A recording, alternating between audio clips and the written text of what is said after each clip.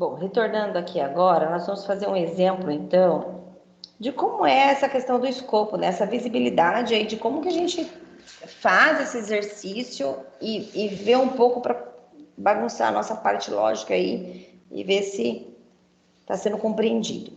Bom, supondo que aqui eu gerei uma classe chamada prova, tá? Supondo que tem uma classe prova, é um exercício de concurso esse. E aí você pede, né? Eles pedem para você, então, aqui, ver as saídas, né, do programa. Então, veja bem, eu tenho declarado V1, né, campo estático V1. Eu tenho outro campo chamado V2, que é do tipo inteiro. Então, eu tenho aqui para a classe prova, eu tenho valor 1, valor 2, né, V1, V2, onde eu tenho que V1 é estático e V2 é só do tipo inteiro. Eu tenho um método construtor que diz que quando começar, então, o valor do objeto, né, os valores dos campos do objeto, V2 começa com o valor igual a 2. Peço para fazer a troca, né? Void troca. Tem um método aqui que faz a troca, ó. V1 recebe V2. Então, pois bem, a primeira coisa que vocês têm que fazer é analisar esse código, né? Entender esse código, que eu tenho uma classe prova, eu tenho dois campos, um é estático, o outro não. Eu tenho o método construtor V2, método construtor prova, que V2 começa com 2. E eu tenho um método, né, um procedimento em que eu faço a troca. V1 recebe V2. E aí, na segunda parte do exercício, o programa principal, mostra que eu tenho dois objetos, A e B, objeto A e B. Eu vou dar new prova. A vai chamar lá V2 e vai fazer receber 5. A vai solicitar uma troca. E aí vai imprimir AV1, AV2, BV1, BV2. Então, veja que nessa proposta do exercício, ele vai chamar, vai criar dois objetos, vai fazer o objeto A chamar o campo V2 e fazer ele receber 5, vai chamar A e fazer ele fazer uma troca e realizar uma troca. E aí ele pede para quê? Ele pede para imprimir os campos de A e os campos de B. E aí nas alternativas ele vai pedir para você, então, quais são essas saídas, né? O que vai sair A nessa primeira linha, na segunda linha, na terceira linha e na quarta linha. Então, veja que é agora um rastreamento, um teste de mesa que precisa ser feito para compreender o exercício, né? Então, eu vou aqui no código com vocês, trabalhar aqui com o código, né? Então, nós temos o código aqui, tá? Da mesma forma que está lá no PowerPoint. O que nós vamos fazer? Eu vou usar como estratégia aqui o Excel, né? Para poder fazer o rastreamento com vocês, ok? Então, nós vamos fazer juntos aqui para vocês compreenderem. Vamos lá, então. Veja, eu estou no programa principal.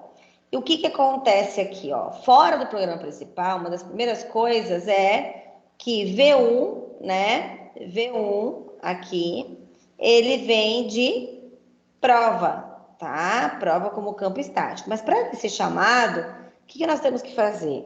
Primeira coisa aqui vai dar A, né? Vai criar o objeto A, que vai fazer new prova. Opa, ele vai chamar new prova.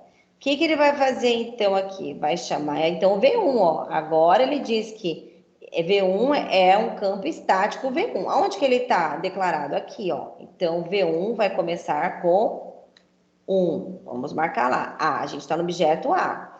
Então, o V1 começou com 1. Aí, o que ele faz? Tem o int V2 aqui, né?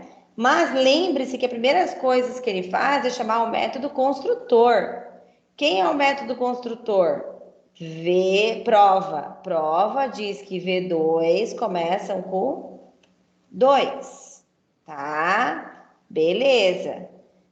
A gente sabe que V1 é 1 e V2 é 2 do objeto A. O que agora acontece com B?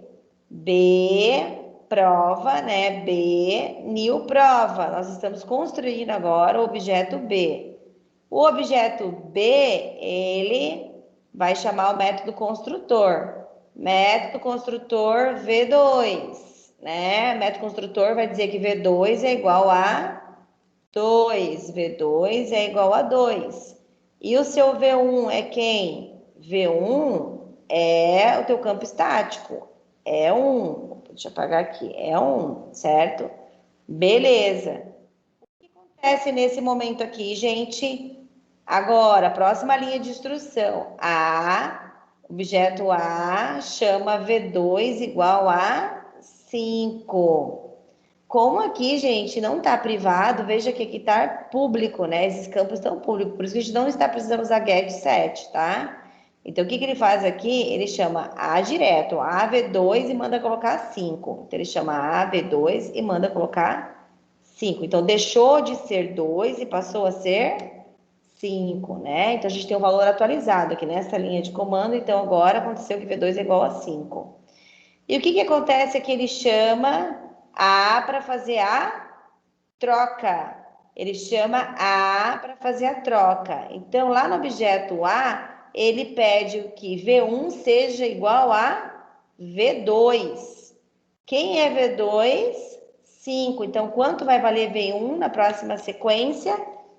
5, né? Só que vocês não podem esquecer que V1 é o que, gente? V1 é o que? V1 é um campo estático. Se o campo ele é estático, ele vai ser alterado para todos. Então, o V1 aqui deixa de ser 1 e passa a ser 5 também, né? Então, eu tenho aqui, pede para imprimir AV1. Quanto é AV1?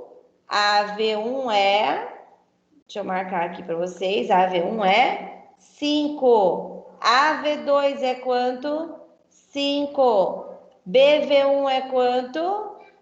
5. Olha lá, BV1 é 5 e BV2 é 2. Então, qual que é a nossa saída? Compilar e executar. Qual é a nossa saída? Vamos ver se ele vai rodar agora, né? Porque tá bem devagarzinho meu computador, com o Teams ligado. Olha lá, ó. 5, 5, 2.